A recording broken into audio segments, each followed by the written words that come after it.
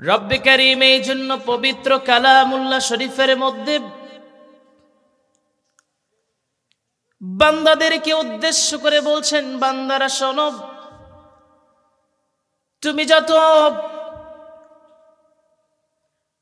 সামনে অগ্রসর হবে, যত তুমি জ্ঞান অর্জন করবে, তত আমার নিয়ামতের শুকরিয়া তুমি আদায় করবে। কারণ এত এত নিয়ামত দিয়ে আমি আল্লাহ পাক তোমাকে পরিপূর্ণ করে দিয়েছি, তোমাদেরকে পরিপূর্ণ করে দিয়েছি। আল্লাহ পাক বলছেন, শোনো, ওই যে আসমানটা তোমরা দেখো, ওই আসমানটা শুধু আসমান নয়, ওই আসমানটা একটা ছাদ স্বরূপ আমি আল্লাহ বানিয়েছি।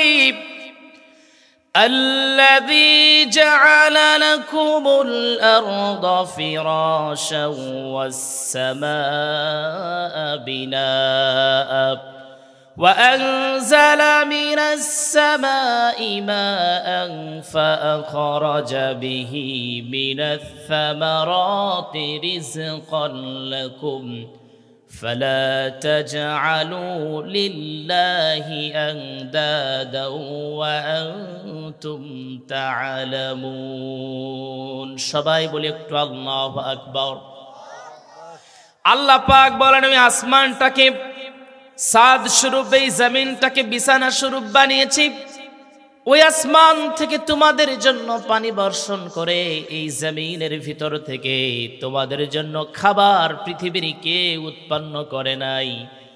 একমাত্র আমার আপনার জন্য যিনি খাবার উৎপন্ন করেছেন, সবাই জবান খুলে বলবেন তিনি কে?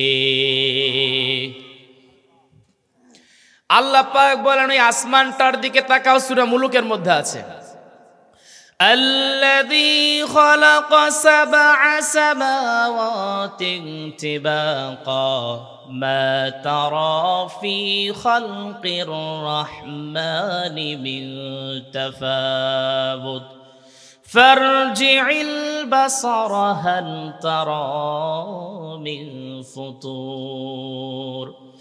আল্লাহ পাক বলেন, খুঁটিবিহীন ওই সপ্ত স্তর বিশিষ্ট আসমানটার দিকে তাকায়া দেখো গোলাম, কোনো খুঁত তুমি ধরতে পারবা না। এই এই যে আসমানটাকে আল্লাহ পাক বানালেন, এই সপ্ত স্তর বিশিষ্ট আসমানটার নাম আল্লাহ পাক দিলেন রফিউন, আরফালুন, কাইদুম, মাউন, আরাকা, রুকনা, আরবাব। এই যে আসমানগুলোর নাম আল্লাহ পাক দিলেন, প্রথম আসমান থেকে দ্বিতীয় আসমান, দ্বিতীয় আসমান থেকে তৃতীয় আসমান, প্রথম আসমান থেকে দ্বিতীয় আসমানের দূরত্ব হলো 500 বছরের রাস্তা। আল্লাহ পাক বলেন, অতঃপর আল্লাহ পাক নিজেই বলছেন, সুম্মারজি'ল বাসারা কাররাতাইনি ইয়ানকালিব ইলাইকাল বাসারু খাসিআন ওয়া হুয়া হাসীর। অতঃপর তোমার চক্ষুটা ফিরে আসবে, কোন খুঁত তুমি ধরতে পারবা না। এরপর আল্লাহ পাক বলেন, ওয়ালাকাদ যায়্যানাস সামাআদ দুনিয়া বিমাসাবিহা ওয়া জাআলনাহা রুজুমান লিশ-শায়াতিন। ওই আসমানটাকে আমি আল্লাহ পাক প্রদীপমালা দিয়ে সাজিয়ে দিয়েছি। পৃথিবীর থেকে সূর্যটা 13 লক্ষ গুণ বড়। ব্যাটেল জুইস নামে একটা তারকা আছে, যেই তারকাটা সূর্যের চাইতে 33 কোটি গুণ বড়। আল্লাহ পাক এই যে সুন্দর সুন্দর নেয়ামতগুলো আমাদেরকে দিলেন, আর যদি আমি বলতে চাই তাহলে শুরু করব অথবা শেষ হবে না এরকম, কিন্তু আমি পয়েন্ট নিয়ে আলোচনা করব না। এই যে নেয়ামতগুলো আল্লাহ পাক দিলেন, এই নেয়ামতগুলোর মধ্যে সবচেয়ে 3টা শ্রেষ্ঠ নেয়ামত আল্লাহ পাক আমাদেরকে দান করলেন। 1 নাম্বার যেই শ্রেষ্ঠ নিয়ামতটা আল্লাহ পাক দিলেন, সেই শ্রেষ্ঠ নিয়ামতের নাম হলো কিতাবুল্লাহ, আল্লাহর কোরআন। জোরে কোন সুবহানাল্লাহ। 1 নাম্বার নিয়ামতের নাম কি? এই যে নিয়ামতগুলো আল্লাহ দিয়েছেন, সব নিয়ামতের শ্রেষ্ঠ নিয়ামত হলো কোরআন আল কারীম। সুবহানাল্লাহ। আল্লাহ রাব্বুল আলামিন এই কোরআন সম্পর্কে বলছেন কিতাবুন আনজালনাহু ইলাইকা লিতুখরিজান নাসা মিনাজ যুলুমাতি ইলান নূর।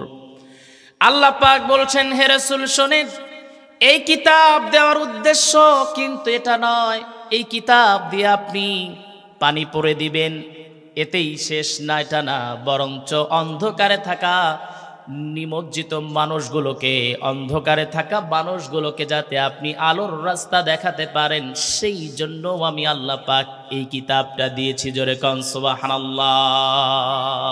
মূল উদ্দেশ্য হলো এটা। আল্লাহ পাক বলছেন, হে রাসূল শোনেন, অন্ধকারে থাকা মানুষগুলোকে আপনি আলোর রাস্তা দেখাবেন, তাহলে অন্ধকারে থাকা মানুষগুলোকে আলোর রাস্তা দেখাতে পারে একমাত্র আল্লাহর কোরআন। সুবহানাল্লাহ বলবেন না? এখন অনেকেই মনে করবেন, হুজুর অন্ধকার বলতে শুধু কি রাতের অন্ধকার নয়, এটা এই অন্ধকার নয়, মাটি খনন করলে মাটির ভিতরে বা কবর যে খনন করেন, যখন কবর চাপা দেন খুটখুটে অন্ধকার, সে অন্ধকার কিন্তু নয়। এই অন্ধকারটা হলো জাহিলিয়াতের অন্ধকার। ওই সময়ের জাহিলিয়াত ছিল সৎ মায়ের সঙ্গে সন্তান জিনা করত। যদিও তাদের মেধা ছিল প্রচন্ড প্রখর, কিন্তু তাদের চিন্তা ভাবনাগুলো ছিল সবচেয়ে নিম্নমানের। ওই সময় মেয়েদেরকে জীবন্ত হত্যা করা হতো। একজন সাহাবী এসে কান্নাই করতেছিলেন আর বললেন, হুজুর আমি আমার মেয়েটাকে নিজেই দাফন করেছি, জীবন্ত মেয়েকে আমি কবর দিয়েছি। সবাই জানেন, বলবো না, সংক্ষিপ্ত বলছি। মেয়েটাকে কবর যখন মাটির ভিতরে যখন ফেলে দিলাম, মেয়েটা কান্না শুরু করলো। পাথর দিয়ে মেয়েটার বুক বরাবর মেরে দিলাম, রক্ত ফিনকি দিয়ে আমার চোখে মুখে লাগলো। কিতাবের ভিতরে আসছে, নবী যখন এই সাহাবীর কথা শুনতেছিলেন, চোখের পানি রাসূলের পড়ে গেল।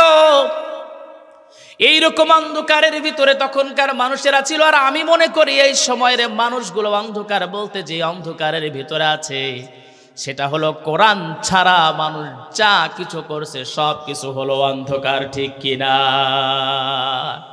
এই কোরআনটা এমন একটা কিতাব,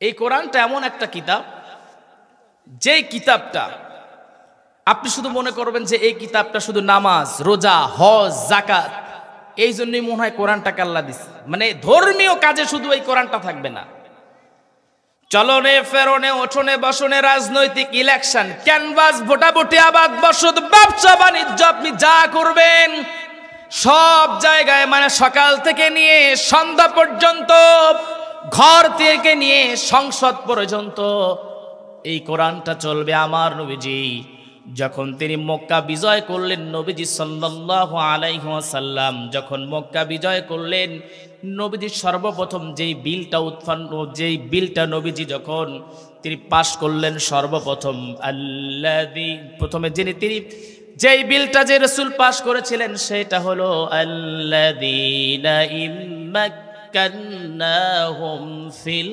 আরদি ইয়াকামুস সালাহ। রাসূল সর্বপ্রথম এই কোরআন থেকেই তিনি সর্বপ্রথম বিলটা উৎপন্ন করেছিলেন, নামাজের বিল। সুবহানাল্লাহ। কথা বললে কথা ওয়াজ করতে পারবো না, আমি কালেকশনের জন্য যখন বলবো তখন আসবেন, ওয়াজের লাইন কেটে গেলে ওয়াজ করা যায় না। মানে আমাকে আপনি যাই বলেন, আমি আপনাদের ছেলে হিসেবে আমাকে আপনি গালি দিবেন, মারবেন, আমি মেনে নেব, কিন্তু ওয়াজ করার সময় যদি ডিস্টার্ব হয়, এই ডিস্টার্বে মেনে নিতে পারি না, যে কেন হয়।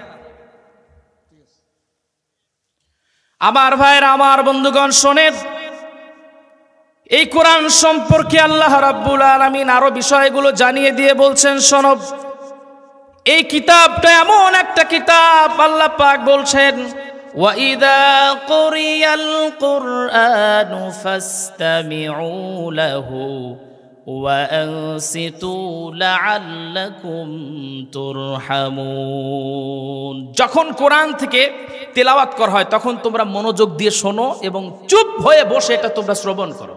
আল্লাহু আকবার বলবেন না? তাহলে আমি কোরআনের বাইরে কিছু বলতেছি? তাহলে এই কথাটা আমার না, আল্লাহ পাক বলছেন নিজে, যে তো যখন কোরআন থেকে তেলাওয়াত করা হয়, কোরআন থেকে কথা বলা হয়, তখন তোমরা মনোযোগ সহকারে শ্রবণ করো, নিশ্চুপ হয়ে তোমরা শ্রবণ করো, আল্লাহ পাক বলছে।